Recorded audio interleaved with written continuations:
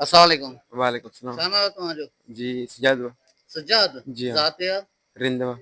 छा मसइलो थियो आहे? मसलो ये थियो आहे मां हिते चङी रोज़ दुआ पियो मां इजाज़त वरितुमि इमरान साहब खां। इन जा चौकीदार पियो आहे चइबा तूं हर वक़्तु अची सघे हिते गाॾी धोए सघे थो। मां हिन इजाज़त खां बग़ैर न पियो वञा इजाज़त वरितुमि पोइ वयुमि हिते चङी दुआ वरी हे मुंहिंजो अघु वरिता चए हिते छो अचे थो छो अॻिना केरु? विसरा जी। जी। ऐं इहो मूंखे अघु वरिता चए अॻिना लाइ हिते न अचो वरी मां 2-3 ॾींहं न वयुमि।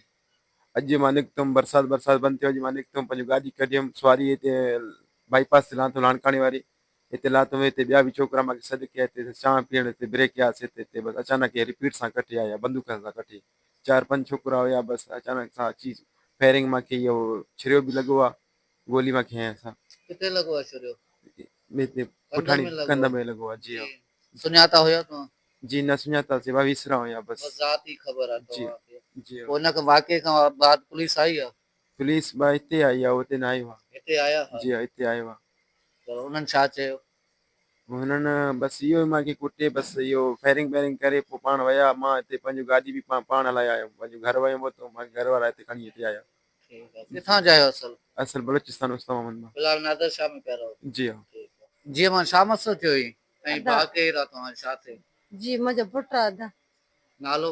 नालो सिजात आहे। जी छा मसइलो थियो आहे? मसइलो त कुझु न ॿुधो बि न मसइलो हे रशको हलाए पियो चिमची चए हिकु ॾींहुं मूंखे झले ते न अचे वरी न आयो आहे वरी अॼु थियो आहे सुवाई लॻो अथसि मिटीअ खां ख़राबु थियो आहे चए मां शाम न पोइ आयोसि मां नलके मां उन जे करे मां चए अची वेठुमि होटल ते 4-5 ॼणा अची लठनि सां मूंखे खुपे विया आहिनि पोइ मूंखे रपिट बि हंई गोली मूंखे अॻे लॻो अथसि कंध में हा आयो बसि पसा में अची घर में किरी पिया असां क़ुर खणी बसि पहुतासीं ओड़ो पाड़ो असांखे मदद कयो आहे खणी आया आहिनि छोकिरो हिते डॉक्टर न तव्हां ॻाल्हि कई त चिंची बीहारण खां मना पिया कनि छा मसइलो थियो छा लाइ मना पई थिए? अलाए छा चवां मसइलो त कुझु न हुयो चए त न अचे उन त मौक़ो ॾिनो अलाए केरु आहे मंटार उमराणी केरु आहे उन चयो त नलको मुंहिंजो आहे तूं हिते गाॾी धो बीह तड़का जीअं बि नलको मुंहिंजो आहे सही ठीकु आहे न भाई उन चयो बसि उन तबी इन झलियो चयमि बसि मां न ईंदुमि तूं मूंखे झले त मां न ईंदुमि बसि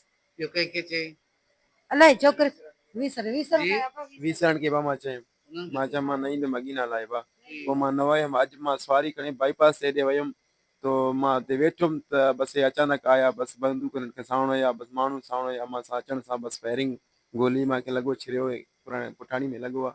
जी अमी अपील कहिड़ी करणु चाहींदो? ग़रीब आहियूं असां काथां अपील कयूं ग़रीब रोज़ी जे करण आया 5 महीना आयासीं हिते वेठा आहियूं। ओॾो औसा मोहम्मद खां? जी हा। ठीकु आहे।